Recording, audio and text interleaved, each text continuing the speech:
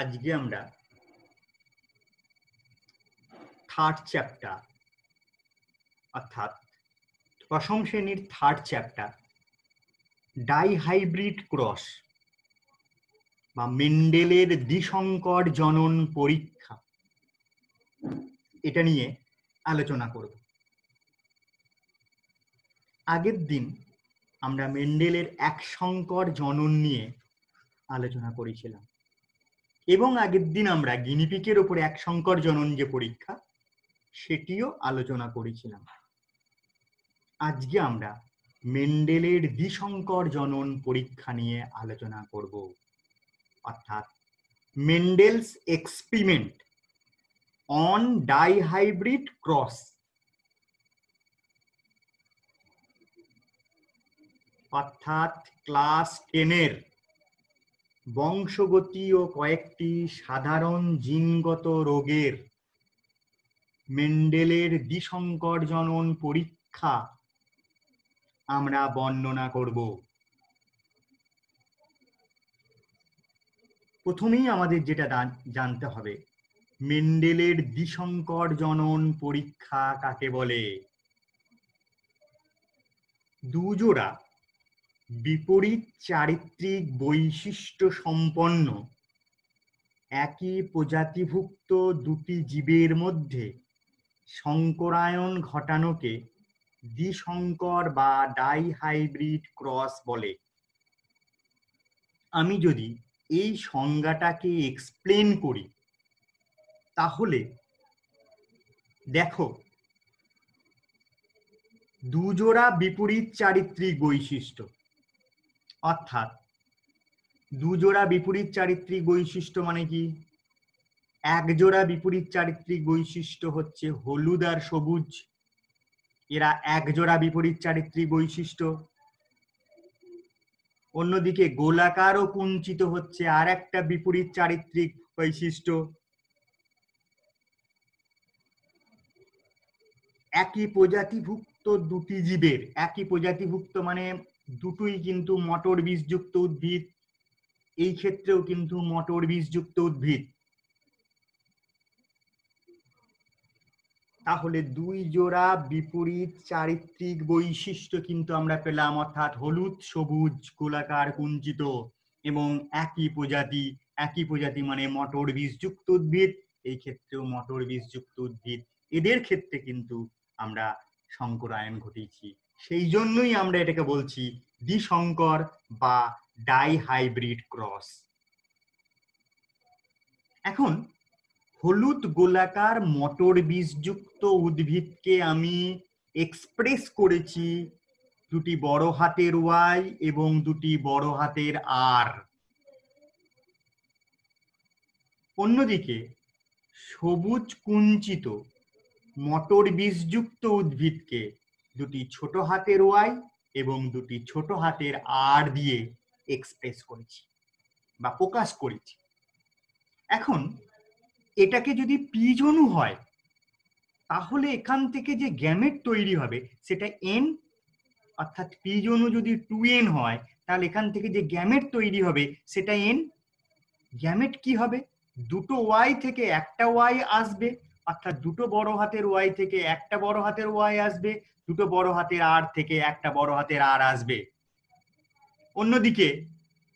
অন্যদিকে দুটো ছোট হাতের ওয়াই থেকে একটা ছোট হাতের ওয়াই আসবে, দুটি ছোট হাতের আর থেকে একটা ছোট হাতের আর আসবে। অর্থাৎ গ্যামেট পেলাম একটি বড় হাতের ওয়াই একটি বড় হাতের আর নিয়ে একটা গ্যামেট, একটা ছোট হাতের ওয়াই একটা ছোট হাতের আর নিয়ে একটা গ্যামেট। এগুলিকে বলছি G1, গ্যামেট 1।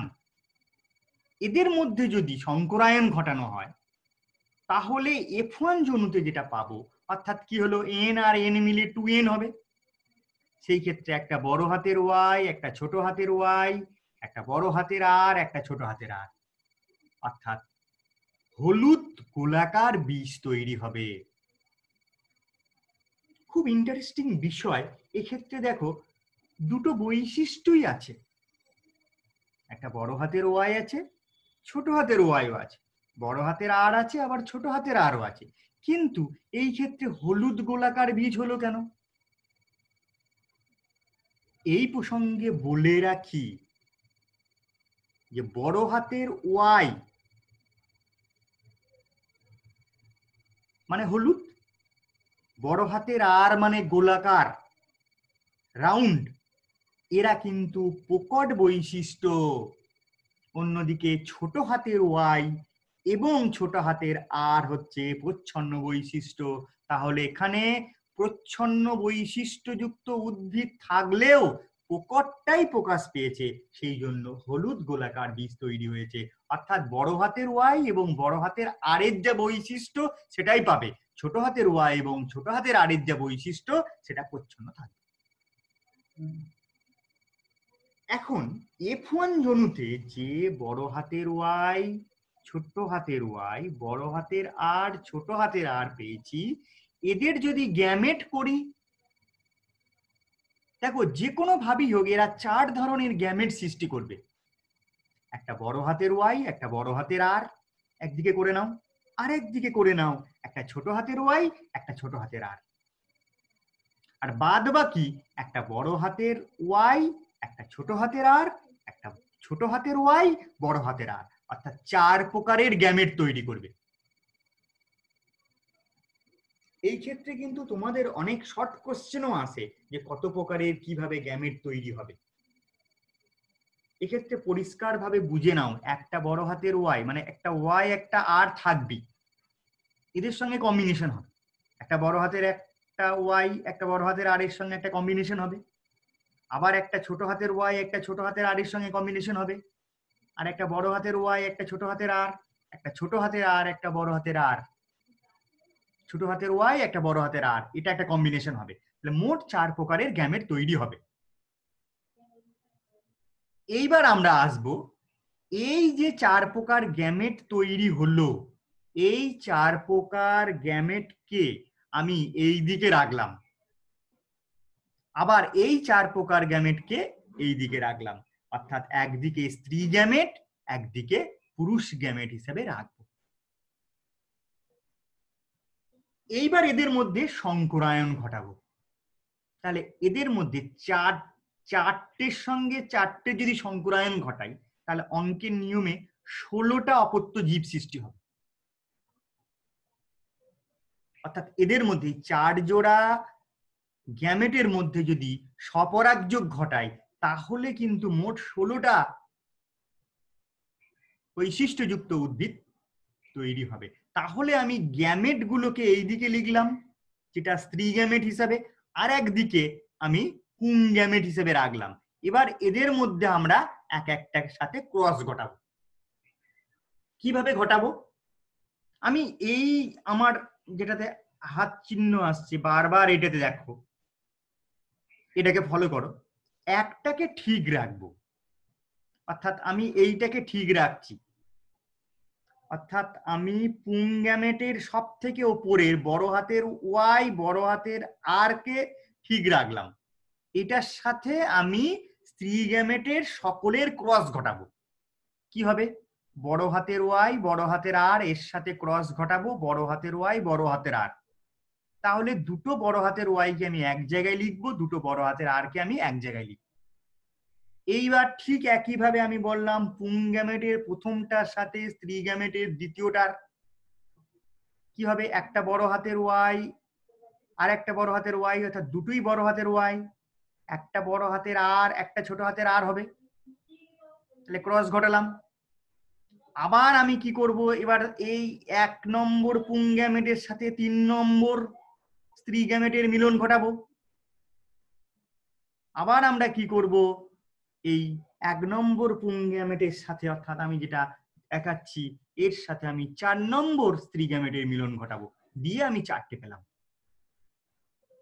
ঠিক একইভাবে আমি পুং গ্যামেটের যে রো রয়েছে সেই রো এর দ্বিতীয়টাকে ঠিক রাখবো, দ্বিতীয়টাকে কনস্ট্যান্ট রাখবো, দিয়ে স্ত্রী গ্যামেটের 1 2 3 4 এর সাথে মিলন ঘটাবো।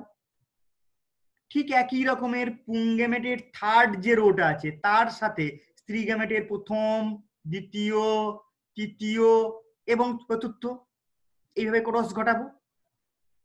ঠিক একই রকমের পুং গ্যামেটের যে ফোর্থ কলাম রয়েছে সেই ফোর্থ কলামের সাথে স্ত্রী গ্যামেটের 1, 2, 3, 4 এই 4টে রোয়ের ক্রস ঘটাবো। ক্রস ঘটানো মানে এখানে কিন্তু অনেকটা মানে দুটো এন মিলে 2n হবে, তার মানে ঠিক গুণের মতো, যদিও গুণ নয়, দুটো এন মিলে 2n হবে। তাহলে আমরা 16টা অপত্য উদ্ভিদ পেলাম। এখন এই 16টা অপত্য উদ্ভিদ কি হবে সেটাকে জানতে হলে কিছু ইম্পর্টেন্ট বিষয় মনে রাখতে হবে। একটা জিনিস মনে রাখতে হবে, বড় হাতের ওয়াই যদি একটিও থাকে তাহলে সেটি হলুদ হবেই। অর্থাৎ এই ক্ষেত্রে দেখো সবারই কিন্তু 4টে আছে, দুটো ওয়াই দুটো আর। এই 16টা অপত্য জীবে, 16টা উদ্ভিদের কিন্তু সবারই ক্ষেত্রেই দুটো ওয়াই দুটো আর আছে। দুটো ওয়াই এর মধ্যে যদি মিনিমাম একটা ওয়াই থাকে বড় হাতের, তাহলে সেটা চোখ বন্ধ করে হলুদ হবে। অর্থাৎ ফর এক্সাম্পল আমি দেখছি দুটো ওয়াই বড় হাতের, তাহলে অবশ্যই এ তো হলুদ হবেই। আমি ফর এক্সাম্পল বলছি, এই ক্ষেত্রে দেখো একটা ওয়াই বড় হাতের একটা ওয়াই ছোট হাতের, কিন্তু তাহলেও কিন্তু হলুদই হবে, কারণ আমি বলেছি দুটো ওয়াই এর মধ্যে মিনিমাম একটা ওয়াই যদি বড় হাতের হয় তাহলে সে হলুদ হবে, চোখ বন্ধ করে লেখা যেতে পারে। ঠিক একই রকমের দুটো আর এর মধ্যে একটা আর যদি বড় হয় তাহলে অবশ্যই সেটা গোলাকার হবে। কুঞ্চিত হতে পারে একমাত্র যখন দুটো আরই ছোট হাতে হবে, বা সবুজ হতে পারে তখন যখন দুটো ওয়াই ছোট হাতের হবে। তাহলে এইরকম ভাবে তোমরা যদি পূরণ করো, যে কোনো একটা তুমি নাও, ধরো আমি এই রোয়ের শেষটা নিয়েছি, এই হাতটা দেখানো আছে, দুটো দুটো ছোট হাতের ওয়াই, একটা বড় হাতের আর, একটা ছোট হাতের আর, কি হবে? দুটো বড় হাতের ওয়াই, দুটো ছোট হাতের ওয়াই, তার মানে বারবার এটা দুটো ছোট হাতের ওয়াই মানে সবুজ হবেই, একটা বড় হাতের আর আছে মানে সে গোলাকার হবেই। তো এইভাবে আমরা বুঝে এটাকে করব। তার কারণ আমরা বলেছি যে বড় হাতের ওয়াইটা প্রকট আর বড় হাতের আটটা হচ্ছে আটটাও প্রকট, ছোট হাতের ওয়াইটা প্রচ্ছন্ন আর ছোট হাতের আটটা প্রচ্ছন্ন। তাহলে এইভাবে আমরা 16টা করলাম। এছাড়াও আমি একটা ফর্মুলার মতো করেছি, তোমরা যদি এই কোনাকুনি, এখন একটা বেগুনি কালার দিয়ে আমি দেখিয়েছি, এই কোনাকুনি যদি তুমি আসো তাহলে 4 ধরনের বৈশিষ্ট্য তুমি পাবে। অর্থাৎ তুমি যদি চোখ বন্ধ করেও করতে যাও তাহলে এই কোনাকুনি যদি আসো, হলুদ গোলাকার, হলুদ কুঞ্চিত, সবুজ গোলাকার, সবুজ কুঞ্চিত, এই 4 ধরনের কিন্তু তুমি ফিনোটাইপ পাবে। এই মাত্র 4 ধরনেরই ফিনোটাইপ পাবে।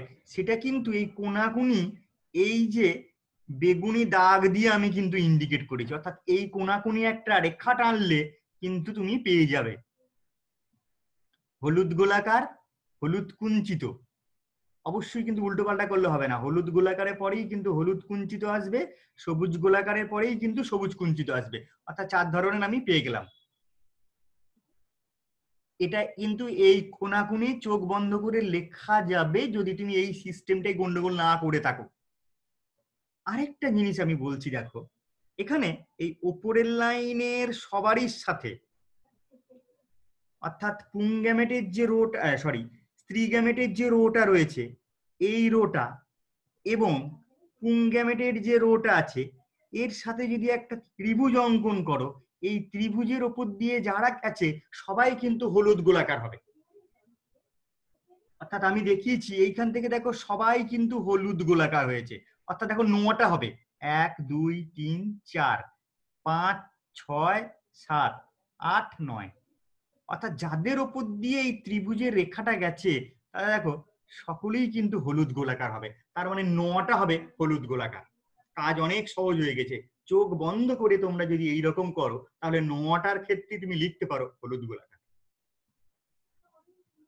তারপরে দেখো তারপরের যে ধাপটা, অর্থাৎ এইখানে আমি যেটা দেখিয়েছি সবুজ রঙের, এইটা এইটা আর এইটার মধ্যে যদি তুমি একটা ত্রিভুজ অঙ্কন করো তাহলে এই ত্রিভুজের শীর্ষবিন্দুগুলো হবে হলুদ কুঞ্চিত,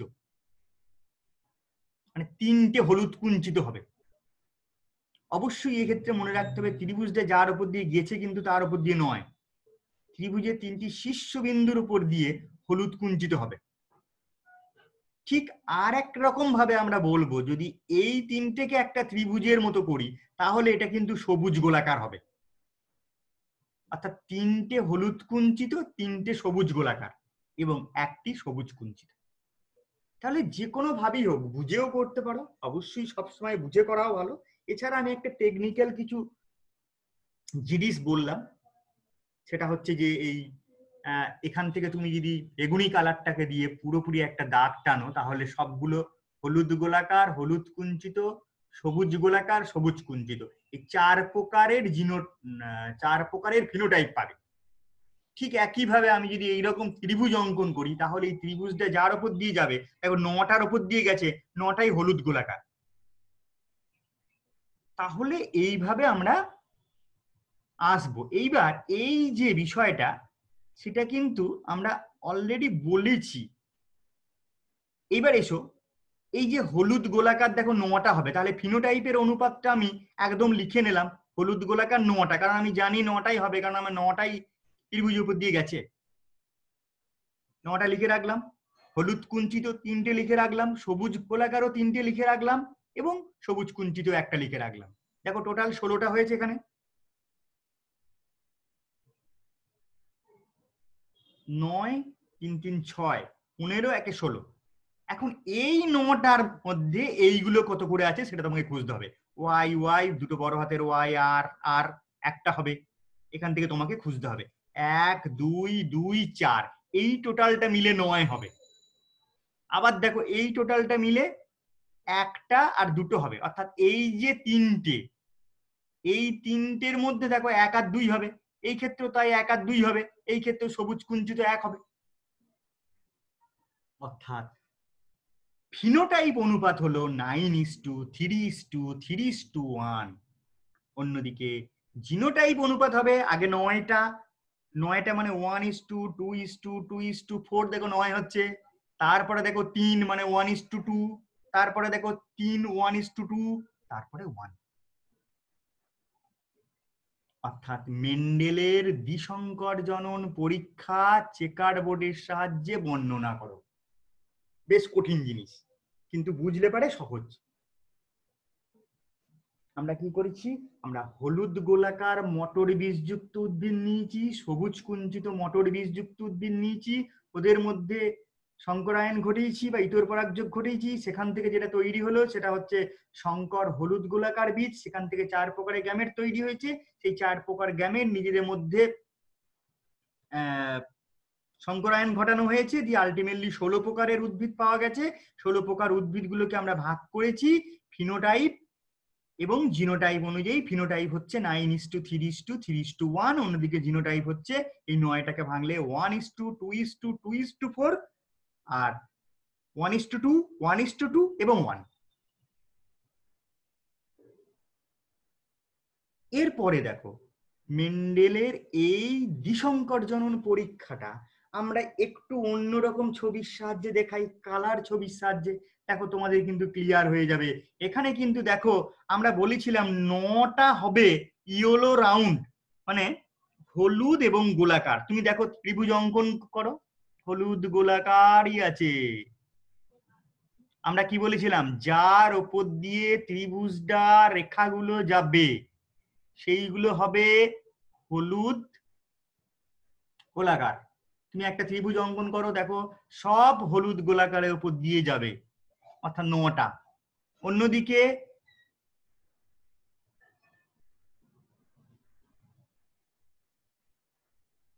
হলুদ হলুদ কুঞ্চিত, সেটা দেখো আমি বলেছিলাম যে একটা ত্রিভুজ অঙ্কন করলে শুধু ত্রিভুজের শীর্ষবিন্দুগুলোকে নাও, হয়েছে। এরপরে দেখো সবুজ গোলাকার, অর্থাৎ তুমি যদি একটা ত্রিভুজ অঙ্কন করো সবুজ গোলাকার দেখো হচ্ছে, আর একটা হচ্ছে সবুজ কুঞ্চিত। তাহলে এই ছবিটা কিন্তু তোমরা দেখতে পারো বারবার, তাহলে কিন্তু অনেকটা ক্লিয়ার হবে। আমি ছবিটাকে একটু বড় করে দেখাচ্ছি, এই ছবিটা কিন্তু দেখলে তোমাদের অনেকটা ক্লিয়ার হবে এবং তোমরা নিজেরাই এই যে ত্রিভুজের বিষয়টা কিন্তু পরিষ্কার বুঝতে পারবে। যার উপর দিয়ে ত্রিভুজ গেছে সেটা হবে হলুদ গোলাকার। এখন আমরা একদম চলে আসব মেন্ডেলের দ্বিসংকর জনন থেকে প্রাপ্ত সূত্র। এই সূত্রকে আমরা বলি স্বাধীন সঞ্চারণ সূত্র। এই সূত্রটি কি? কোনো জীবের দুই বা ততোধিক যুগ্ম বিপরীতধর্মী বৈশিষ্ট্যগুলি জনিত্রীজনু থেকে অপত্যজনুতে সঞ্চারিত হওয়ার সময় একত্রিত হলেও শুধুমাত্র গ্যামেট গঠনকালে এরা যে পরস্পর থেকে পৃথক হয় তাই নয়, উপরন্তু প্রত্যেকটি বৈশিষ্ট্য স্বাধীনভাবে যে কোনো বিপরীত বৈশিষ্ট্যের সঙ্গে সম্ভাব্য সকল প্রকার সমন্বয়ে সঞ্চারিত হয়। অর্থাৎ যে জিনিসটা আমি মেন্ডেলের দ্বিসংকর জননে বললাম সেই একই জিনিস এই ক্ষেত্রে দেখো, যে গ্যামেট গঠনকালে বিপরীত বৈশিষ্ট্যগুলো পরস্পর থেকে পৃথক হয়ে গেছে এবং এই ক্ষেত্রে দেখো সম্ভাব্য সকল প্রকার সমন্বয়ে, হলুদ কুঞ্চিত তো ছিল না, সবুজ গোলাকারও ছিল না, তাহলে এই দুটো বৈশিষ্ট্য কোথা থেকে এলো? হলুদ গোলাকার ছিল, সবুজ কুঞ্চিত ছিল, কিন্তু মাঝখানে যে হলুদ কুঞ্চিত এবং সবুজ গোলাকার এই দুটো কোথা থেকে এলো? তাহলে এই ক্ষেত্রে বলা যায় স্বাধীন সঞ্চালনের সূত্র। এইবার আমরা আর একটা জিনিসে আসবো, সেটা হচ্ছে যে